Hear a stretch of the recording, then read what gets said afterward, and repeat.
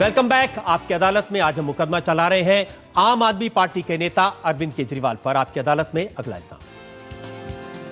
आपकी अदालत में आम आदमी पार्टी के नेता अरविंद केजरीवाल पर इल्जाम है कि ये चुनाव जीतने के लिए समझौते कर रहे हैं। अरविंद जी, आपका दावा तो है कि आप चुनाव जीत जाएंगे, लेकिन जितने भी सर्वे आते हैं उसमें आपकी पार्टी नंबर 3 पर आती है। कौन सा सर्वे?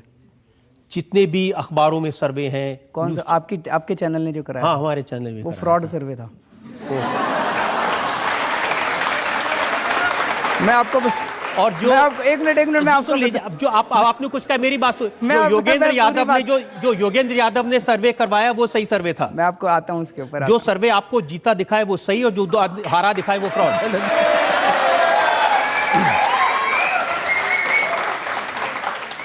अब जैसे अपने देश में 2G घोटाला हुआ था, जैसे अपने देश में कोयला घोटाला हुआ था, ऐसे भी 15 दिन पहले एक सर्वे घोटाला हुआ अपने देश के अंदर, बहुत बड़ा घोटाला। 5 चैनलों ने मिलकर किया था।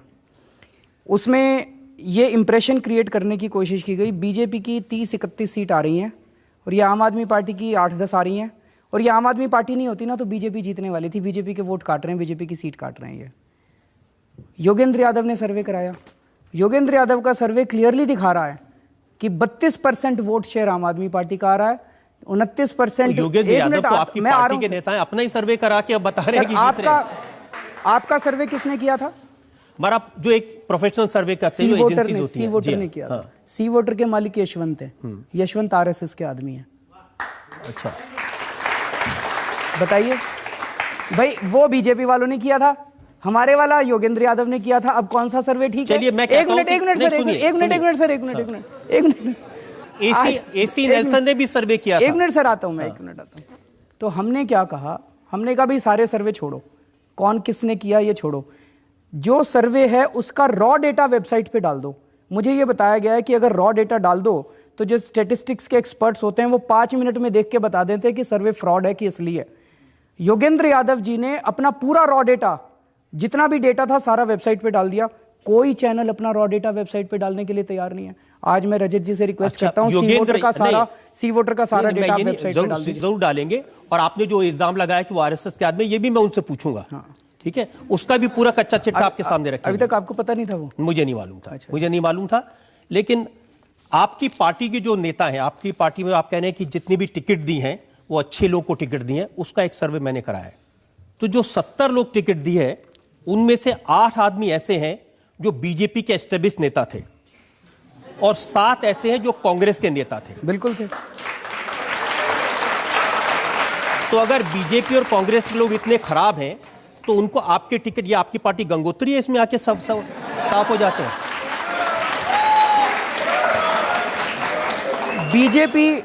बीजेपी एक माफिया है, उसको माफिया चला रहा है। कांग्रेस भी एक माफिया है, उसको भी माफिया चला रहा है। लेकिन बीजेपी और कांग्रेस के अंदर चंद लोग ऐसे हैं जो अच्छे लोग हैं, जो वहाँ पे घुटन महसूस कर रहे थे। ऐसे लोगों का स्वागत है। मैंने तो 2 अक्टूबर को जब हमारी पार्टी बनी थी तब भी मैंने ऐलान करा था कि इस देश के सारे अच्छे लोगों को इकट्ठा होने की जरूरत है। जहां भी कोई काम ऐसे 1-2 अच्छे लोगों से मिलवा दूं मैं आपको? सर 1 मिनट, तो आप सुन लीजिए। जिनको आपने 2 मिनट तो मेरे को बात नहीं करने दे रहे। अरे आप ही को तो बात करने दे रहा हूं अब तक। बीजेपी और कांग्रेस के अंदर जब भी कोई आदमी आता है, बीजेपी या कांग्रेस या किसी और भी पार्टी का, और हमारी पार्टी में आना की टिकट लेना चाहता है, मैंने जैसे बताया कि हम एक आदमी की जांच करा रहे हैं। जब कोई दूसरी पार्टी छोड़ के आता है तो उसकी 3 गुना जांच कराते हैं हम लोग। जिनकी आपने 3 गुना जांच कराई, उनकी थोड़ी जांच मैंने भी कराई। हाँ, बता दीजिए। उत्तम नगर विधानसभा से आपने टिकट दी है देशराज राघव को। इनको माना जाता है राशन माफिया।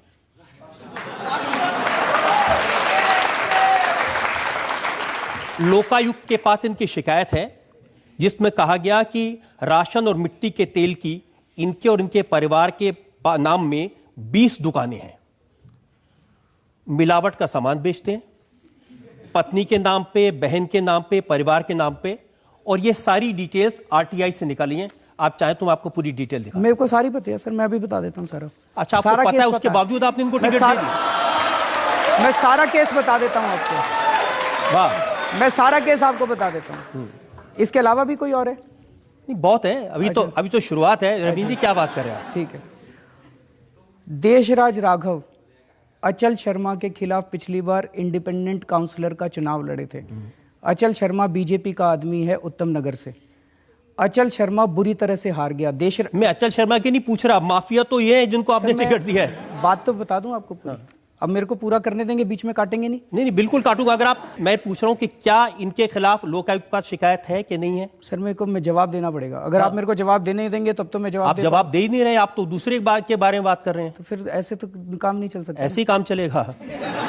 आपकी मर्जी। जब राजनीति में आए तो ऐसे सख्त सवालों के जवाब देने पड़ेंगे। मैं जवाब देने अब आप बच नहीं सकते इन चीजों से। तो बता तो रहा हूं मैं। अगर आप बेईमान आदमी को टिकट देंगे तो सवाल तो पूछे जाएंगे आपसे। तो आप जवाब ही नहीं देने दे रहे, आप सवाल ही पूछ रहे हैं। आप जवाब नहीं दे रहे हैं ना। चलिए अब बोलूंगा। बोलिए। मेरे को बात पूरी करनी पड़ेगी, बिकॉज वो बात पूरी। आप बात बोल नहीं रहे, बार बार घुमा रहे हैं। आप बार बार कह रहे हैं मुझे बोल नहीं दे रहे, लेकिन बोल नहीं रहे। मैं तो चुप हूं, बोलिए। अचल शर्मा को इन्होंने पिछली बार हराया था। आप अचल शर्मा के पीछे पड़े आप। सर ये अचल शर्मा की कंप्लेंट है, ये अचल शर्मा की कंप्लेंट मैं आपसे पूछ रहा हूं कि देशराज राघव। सर ये नहीं है उनके दुकान, एक भी दुकान देशराज राघव के सामने अगर आप साबित कर दें, हम अपनी पार्टी बंद कर देंगे। नहीं ये प्रूफ है, ये आरटीआई से इंफॉर्मेशन आई है। ये प्रूफ है, ये आरटीआई की इंफॉर्मेशन नहीं है, ये अचल शर्मा की कंप्लेंट की कॉपी है। ये कंप्लेंट की कॉपी, हाँ लोकायुक्त से आई है। अब मैं आपको कंप्लेंट तो कोई भी कर सकता है। अगर आपको आरटीआई का शौक है दिखाइए, ये लीजिए आरटीआई। ये आरटीआई की कॉपी है। इसके बाद भी एक और आरटीआई हुई थी, इसके बाद एक और आरटीआई आई थी। एक मिनट सुनिए। क्या बात हुई? ये आरटीआई दे दिया, इसके बाद एक और आरटीआई होगी। सुनिए तो सही, आप मेरी बात नहीं सुन रहे। ये जो आरटीआई आई थी, एक मिनट, ये देशराज राघव के खिलाफ एक आरटीआई है। हाँ। लोकायुक्त की अगर आप पूरी कंप्लेंट पढ़ें, लोकायुक्त की कंप्लेंट में लिखा हुआ है कि उन्होंने अचल शर्मा ने एक आरटीआई डाली जिसके अंदर उनको एक इन्फॉर्मेशन मिली। उसके बाद उन्होंने दूसरी आरटीआई डाली जिसमें डिपार्टमेंट ने ये कबूल किया कि हमने जो पिछली आरटीआई का जवाब दिया था वो गलत था और देशराज राघव के नाम पे एक भी दुकान नहीं है। देखिए, आपके समर्थक के बारे में इल्जाम लगे तो आप एक आरटीआई, दूसरी आरटीआई, लोकायुक्त ये सब करने लगते हैं। किसी दूसरे के बारे में इल्जाम लगे, सबूत हो ना हो, आप इल्जाम लगा देते हैं। सर मैं जिस देशराज यादव की एक इंटरेस्टिंग बात बता देता हूं, ये तो छोड़ दीजिए। चलिए, आप कह रहे हैं पहली आरटीआई, दूसरी आरटीआई। इनके पिताजी की डेथ हुए 4.5 साल हो गए। ये मेरे पास बैंक के रिकॉर्ड है, उनकी पेंशन अभी भी उनके नाम में आ रही है। सर इन्होंने देशराज राघव ने बैंक को और डिपार्टमेंट को उसी टाइम लिख दिया था। अगर आप मेरे को बताते, इतने दूध के धुले कि बैंक को कह दिया पिताजी के पेंशन मत देना, मरे हुए 4.5 साल हो गए। कह दिया था सर। क्या बात कर रहे हैं? मैं आपको चिट्ठी की कॉपी दिखा देता हूं, मैं आपको चिट्ठी की कॉपी दिखा देता हूं। बैंक की कॉपी है, अभी हाल ही में बैंक में जमा हुए पैसे। हाँ तो सर इसमें से उन्होंने 4 साल पहले जब उनके पिताजी की डेथ हुई थी, उन्होंने जो चिट्ठी लिखी थी बैंक को, वो चिट्ठी की कॉपी अगर आप मेरे को पहले बताते, मैं वो सारे सबूत लेके आ जाता आपके पास। आप पहले आदमी जो मुझे कह रहा है आपकी अदालत में आया तो मुझे पहले बता देता क्या जरूरत है। तो सर अगर आप ये डॉक्यूमेंट्स दिखा रहे थे, ये तो वन साइडेड डॉक्यूमेंट्स है ना, ये तो वन साइडेड डॉक्यूमेंट। आपने भी, मैं आपको काउंटर देने के लिए तैयार हूं। जब लोगों पर इल्जाम लगाए हैं ना, तो वन साइडेड डॉक्यूमेंट पर लगाए हैं। हाँ तो सर आप तो उसके बाद आप जब प्रेस कॉन्फ्रेंस करते हैं जिसके खिलाफ में, उसको पहले बता देते हैं मैं आपके खिलाफ ये बोलने वाला हूं, जवाब लेके आ जाओ। ऐसा तो नहीं हो सकता। नहीं तो ठीक है भाई, अब तो जनता तय करेगी। देखिए मैं आपको और एग्जाम्पल बताता हूं। करोल बाग से आपने विशेष रवि को टिकट दिया है, उनके भाई चकित रवि अभी 26 अगस्त को किडनैपिंग के इल्जाम में पकड़े गए जेल में। ऐसे आपके उम्मीदवार हैं। हरीश अवस्थी, विनोद कुमार, बड़ी लंबी लिस्ट है ऐसे उम्मीदवार। अब आप क्या करेंगे? जिन उम्मीदवारों के खिलाफ इल्जाम है, जिन उम्मीदवारों के खिलाफ भ्रष्टाचार के आरोप हैं, जिन उम्मीदवारों के खिलाफ या उनके भाई के खिलाफ क्रिमिनल केस हैं, उनको उम्मीदवार बनाए रखेंगे या हटा देंगे? सर ये हम सारी जांच कर चुके हैं, ये सारे डॉक्यूमेंट्स आपके पास वन साइडेड डॉक्यूमेंट्स। आप ही जांच करते हैं, आप ही फैसला करते हैं, आप ही उम्मीदवार बनाते हैं। सर हम लोगों ने सारी अपनी इंटरनल जांच कराई है और अगर सबूत सही, ये सर लोकायुक्त में कंप्लेंट तो कोई भी जाके पॉलिटिकल ओपोनेंट दे सकता है। हमारे जितने भी कैंडिडेट्स हैं उनके खिलाफ कोई भी जाके कंप्लेंट दे देगा और फिर ये दिखाएगा जी देखो लोकायुक्त में कंप्लेंट है, लोकायुक्त में कंप्लेंट है। भाई हम भी तो देखेंगे ना कि कंप्लेंट में कुछ दम है कि नहीं है। मनमोहन सिंह की तरह बात कर रहे हैं। मनमोहन सिंह तो बोलते ही नहीं है, मैं तो बहुत बोल रहा हूं। ये लोग कंप्लेंट कर देते हैं, मुझे क्या पता इसमें क्या है। मैं थोड़ी कह रहा हूं मुझे क्या पता, मुझे पता है, मैं सारे जवाब तो दे रहा हूं आपको। आप सुन ही नहीं रहे जवाब। कहां जवाब दे रहे हैं आप? अब मैं सारे जवाब तो आज ये पहली बार ऐसा लग रहा है अरविंद केजरीवाल के पास जवाब नहीं है। आप जो मर्जी कह लीजिए कि हाँ ठीक है मेरे पास जवाब नहीं, आप कह लीजिए। नहीं मेरे कहने से क्या है भाई आप देखिए, आप अपना मन बना बैठे हैं। आप अपना मन बना बैठे अब हैं। ये भी आर्गुमेंट नहीं चलेगा अरविंद जी, जनता बैठी है सबके सामने, मैं कागज दिखा रहा हूं, सवाल पूछ रहा हूं, आप कह रहे हैं मन बना बैठे हैं। अगर मन बना बैठा हो तो आपको बुलाता क्यों और आपसे सवाल क्यों पूछता? सर जो आपके पास डॉक्यूमेंट्स हैं ये सारे वन साइडेड डॉक्यूमेंट्स हैं। एक एक केस की हम लोग जांच कर चुके हैं और जांच करने के बाद हम लोग सारे डॉक्यूमेंट्स देख चुके हैं। जांच करने के बाद हम किसी भी हालत में करप्शन से कॉम्प्रोमाइज नहीं करेंगे सर।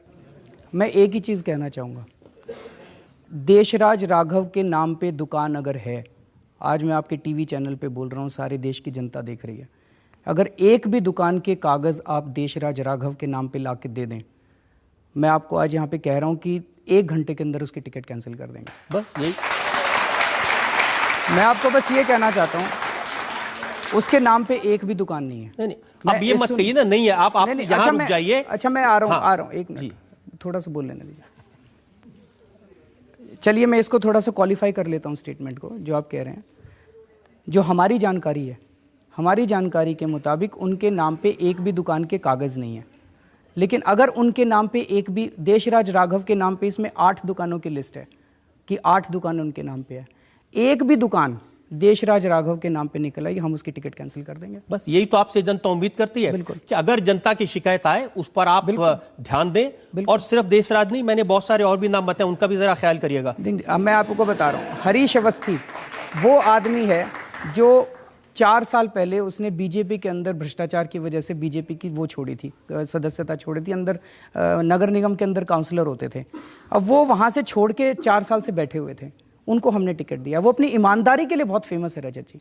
हरीश अवस्थी का आप किसी से पूछ लीजिए, किसी भी नगर निगम के काउंसलर से पूछ लीजिए, जो उनकी ईमानदारी की कसम खाते हैं लोग हरीश अवस्थी की। तो इस तरह से मैं तो आपसे कह रहा हूं दूसरी पार्टियों से छोड़ के आए हैं लोग, चाहे वो कितने कोई भी लोग हो, अगर सबूत आया तो हम छोड़ेंगे नहीं। आपके पास सबूत आएगा तो हम छोड़ेंगे नहीं उसको, तो उसको कैंडिडेट नहीं बनाएंगे, उसको कैंडिडेट नहीं बनाएंगे, और उसके खिलाफ कंप्लेंट करेंगे, उसके खिलाफ कंप्लेंट भी करेंगे, उसको पार्टी से भी निकालेंगे। हम करप्शन नहीं बर्दाश्त करने वाले, करप्शन के खिलाफ लड़ रहे हैं हम लोग, बिल्कुल करप्शन नहीं।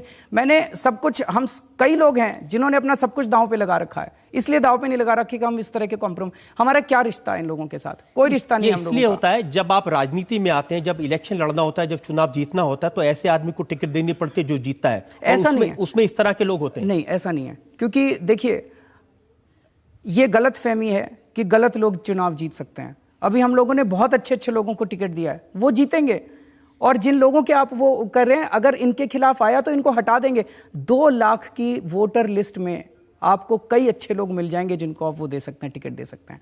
तो ऐसा नहीं है कि कहीं टिकट बांटने में कहीं कॉम्प्रोमाइज किया गया, कहीं कॉम्प्रोमाइज नहीं किया गया। चलिए, इस बात पर मुझे संतोष है, आप कह रहे हैं कि किसी भी उम्मीदवार के खिलाफ अगर सबूत मिलेंगे तो आप उसकी टिकट काट देंगे, उसको पार्टी से निकाल देंगे, ये एक अच्छी बात है।